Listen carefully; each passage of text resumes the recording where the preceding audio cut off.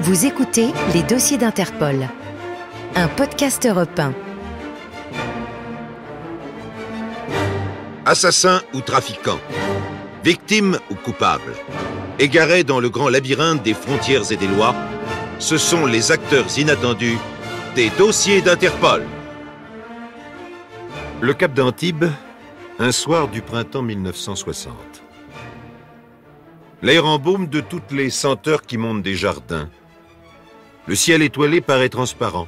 Les arbres, les bosquets se détachent en silhouette bleu nuit, éclairés seulement par les lumières électriques des villas. Une voiture stationne à un carrefour, prête à démarrer si quelqu'un venait à s'étonner de sa présence. Mais qui? Une ronde de police, peut-être? En tout cas, pour l'instant, l'endroit est désert. « Quelle heure est-il » questionne le chauffeur. « Oh, écoute, tu vas pas nous demander ça toutes les 5 minutes » réplique un des 3 autres occupants du véhicule. « 23h47, si ça t'intéresse. » Il est précis, cet homme-là. Il a tout calculé, tout repéré. Il sait que la voiture se trouve à 110 mètres du portail de la propriété de M. Bernard Verdier, un riche industriel. Que cette propriété est entièrement close par un mur protégé par un système d'alarme. Que pour y pénétrer, il faut obligatoirement s'annoncer en utilisant un interphone. Le portail s'ouvre automatiquement 10 secondes après en basculant. Il reste ouvert exactement 15 secondes, le temps nécessaire à une automobile pour passer, et se referme aussitôt. Il sait encore, cet homme est décidément minutieux, qu'il lui faudra 9 secondes si la porte s'ouvre pour y parvenir avec l'automobile, sans rouler trop vite, à 40 km/h en moyenne. « Parce que tu crois qu'elle va s'ouvrir » dit le chauffeur. « Depuis le temps qu'on poireaute ici, moi à ta place. »« Tais-toi donc » interrompt celui qui commande sans se donner la peine d'en dire davantage. Car il sait aussi que M. Verdier reçoit des amis ce soir pour dîner. 3 voitures sont entrées avant 19h30. 2 sont déjà reparties. Il en reste une, la dernière. Quand elle sortira, et elle va maintenant sortir d'une minute à l'autre, ce sera le moment d'en profiter. « Attention, la voilà !» Allume les lanternes et roule normalement, ordonne le chef au chauffeur. « Allez !» Un peu plus vite quand même. Les invités de M. Verdier passent en effet le portail qui s'est ouvert, croisent sans y prêter attention la voiture des 4 hommes qui a juste le temps de pénétrer dans la propriété, ni vue, ni connue. Le portail, en se refermant, heurte légèrement le coffre arrière de l'auto. 1 seconde de plus, ils étaient repérés. « C'est une chance, bougonne le chauffeur. »« Non, » réplique sèchement le chef. C'était prévu.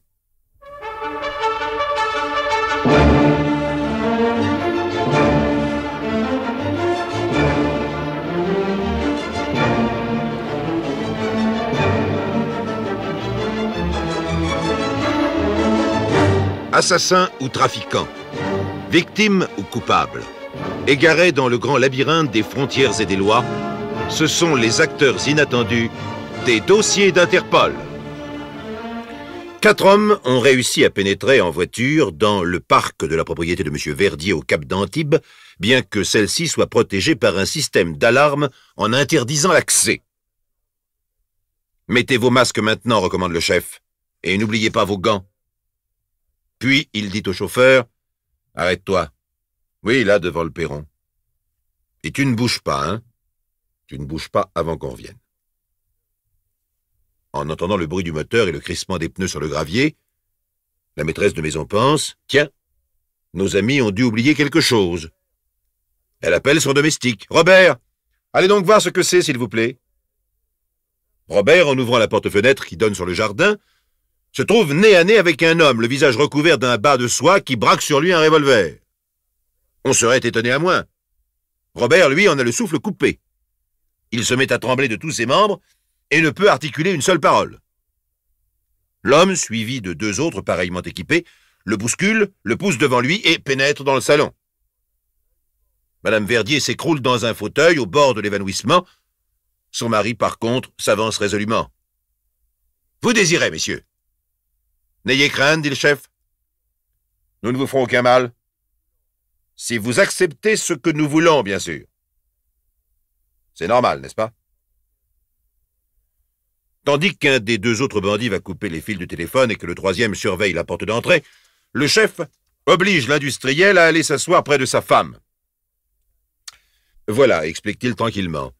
Nous ne voulons que vos bijoux, votre manteau de vison et votre zibeline, madame, et quelques tableaux, les deux Renoir, le Dali et le petit Cranach aussi qui est dans votre bureau, monsieur. Mais enfin, vous ne pourrez jamais les revendre. Ce sont des œuvres très connues et cataloguées, remarque alors le propriétaire. C'est notre affaire. Et d'ailleurs, vous êtes assuré. Donc, vous ne perdrez rien.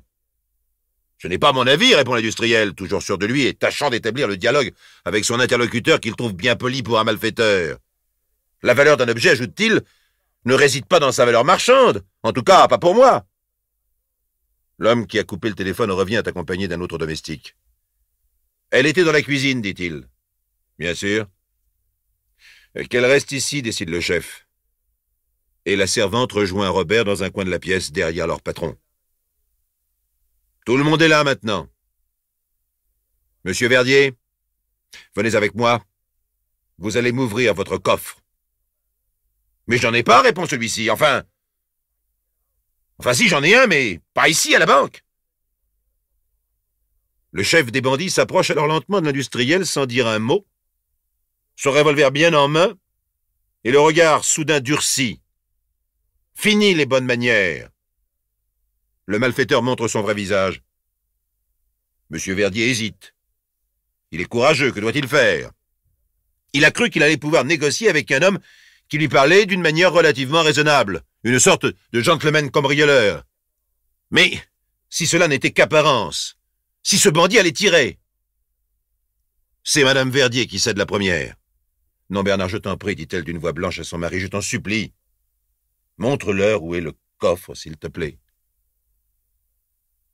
La première manche est perdue, pense l'industriel.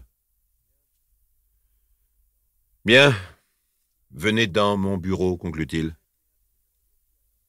Le chef et un de ses acolytes l'y accompagnent, tandis que le troisième demeure à surveiller dans le salon la maîtresse de maison et les domestiques. Quand les bijoux, le manteau de vison, la zibeline et les tableaux sont entre les mains des voleurs, ceux-ci entreprennent de ligoter soigneusement leurs victimes dans le salon. « Ah !» dit soudain le chef, « j'oubliais. Votre coffret à cigares. Oui, vous me pardonnerez, c'est une petite fantaisie. Vous faites venir spécialement vos cigares de la Havane, paraît-il. Ils doivent être bons. Mais le coffret à cigares, une boîte en marqueterie ancienne, rejoint les autres trésors volés. Mais M. Verdier n'a pas dit son dernier mot. Outre ses capacités d'homme d'affaires, il possède de nombreux talents, notamment un don d'imitateur qu'il emploie parfois pour amuser ses amis. Il imite très bien, par exemple, André Malraux. Il chante aussi exactement avec la voix d'Armstrong. Il aurait pu faire du music-hall ou être acteur. Alors il songe à jouer la comédie, M. Verdier. Pendant qu'on le ligote, il simule un malaise. « Vite, vite, s'il vous plaît. Je suis sujet à des crises cardiaques. Vite, mon médicament. » « Ton médicament ?» demande sa femme apeurée et qui ne comprend pas ce qui se passe, croyant à un véritable malaise. « Bon, qu'elle aille le chercher, décrète le chef des bandits. Détachez-la. » Ce qui est fait, tandis que les 4 hommes, sans attendre davantage, prennent la fuite. Ils sautent dans leur voiture, emportent leur butin, non sans avoir à la dernière seconde appuyé sur le bouton qui déclenche l'ouverture du portail sur la rue. Monsieur Verdier, délivré aussitôt par sa femme, qui n'a toujours pas compris la comédie qu'il jouait, se précipite à la poursuite des bandits. Il décroche dans une antichambre son fusil de chasse au gros gibier. Ses agresseurs en ignoraient la présence. Il ouvre une fenêtre, vise, tire en direction de la voiture au moment où celle-ci sort du parc. Trop tard, la balle va s'écraser dans un bruit métallique sur le portail qui se referme. Le propre système de protection imaginé par l'industriel a joué contre lui. Les dossiers d'Interpol, un podcast Europe 1.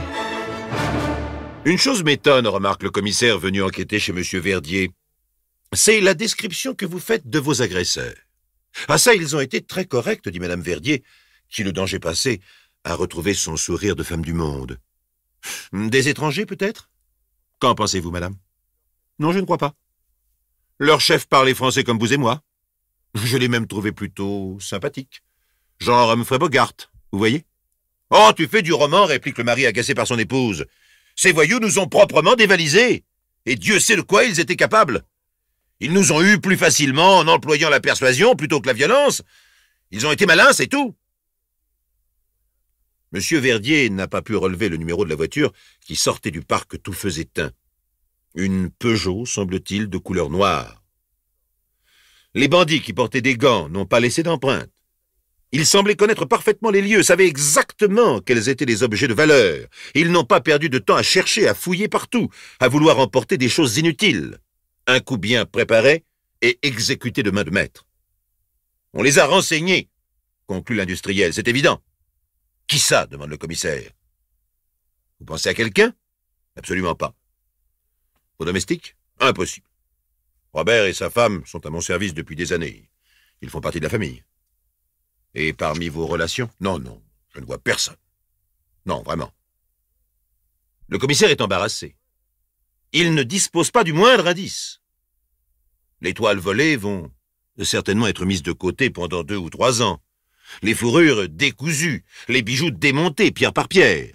Quant au signalement des voleurs, silhouette, attitude, eh bien, il ne correspond à aucun des malfaiteurs fichés par la police dans la région. Mais s'il vous vient la moindre idée, téléphonez-moi, dit le policier en quittant la villa. Et de retour à son bureau, il se met au travail. Il recherche d'abord les noms de tous ceux, entrepreneurs, artisans, ouvriers, qui ont travaillé dans la villa depuis sa construction, et surtout, pendant l'installation du système d'alarme qui la protège. Il vérifie ensuite discrètement si vraiment les relations de M. Verdier sont au-dessus de tout soupçon. Et tout cela ne donne aucun résultat.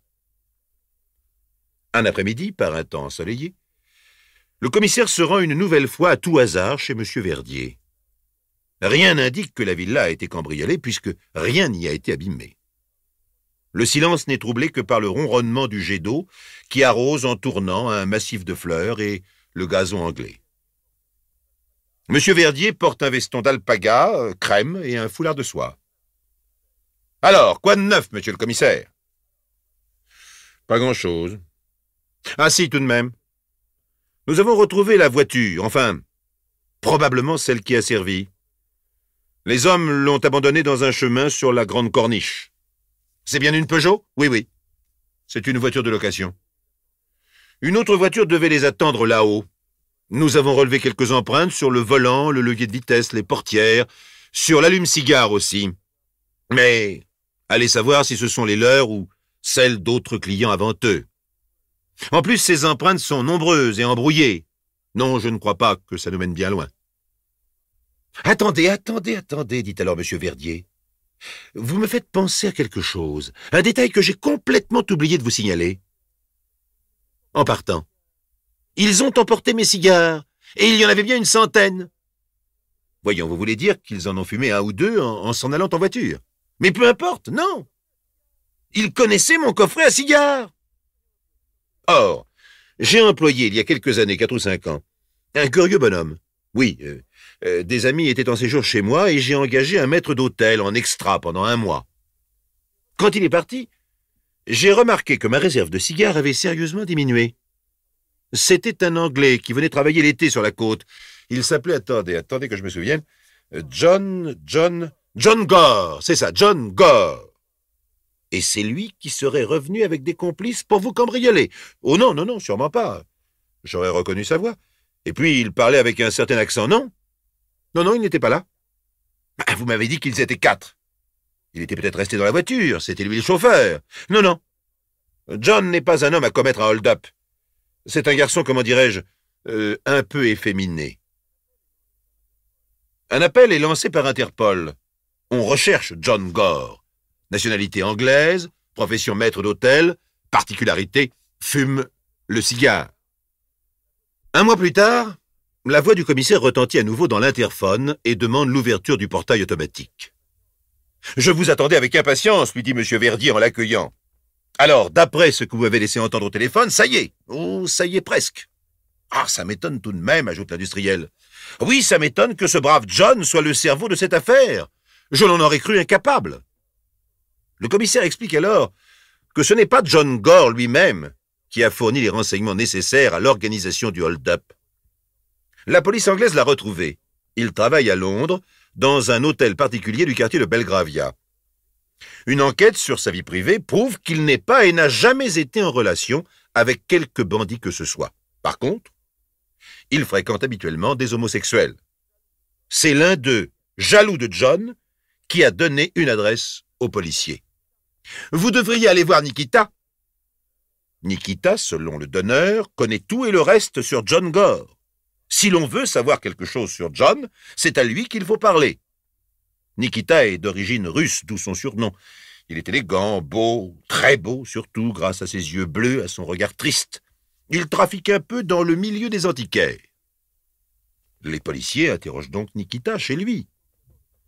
Celui-ci semble d'abord ne pas connaître John Gore si bien qu'on le prétend. Oui, il l'a rencontré en travaillant à l'hôtel de Belgravia. Oui, ils sont peut-être sortis un soir avec des copains, c'est possible, sans plus. Nikita répond aux questions d'un air las et désabusé, comme si tout cela ne l'intéressait pas. Les policiers vont s'en aller sans avoir rien appris, quand l'un d'eux a une idée. « Vous permettez, dit-il. » Et il ouvre une boîte de cigares posée sur une table basse. « Je vous en prie, répond Nikita, servez-vous. »« Vous en voulez un ?» demande le policier. « Non, merci, je ne fume pas. Ces cigares sont pour mes amis. »« Et je parie que c'était mon coffret à cigares, interrompt alors M. Verdier. »« Oh non, non, tout de même pas, réplique le commissaire. Le coffret avait dû être vendu. Mais c'était bien quelques-uns de vos cigares. Laissez-moi terminer mon histoire, vous allez comprendre. » Et le commissaire précise comment une analyse faite au laboratoire a prouvé qu'il s'agissait bien d'un tabac spécial importé de la Havane, tel que celui décrit par l'industriel. Nikita donc est arrêté. Il finit par avouer qu'il a donné des renseignements sur la villa du Cap d'Antibes et les trésors qu'elle contenait. À qui? Ah, ça c'est plus difficile à obtenir. On y arrive enfin à un trafiquant notoire, familier de la pègre internationale. Que voulez-vous, dit Nikita résigné. John est si bavard. Et puis il raconte si bien tout ce qui lui est arrivé. J'ai l'impression de connaître Antibes comme si j'y avais passé l'été moi-même. Alors, commissaire, conclut M. Verdier, vous avez retrouvé mes tableaux?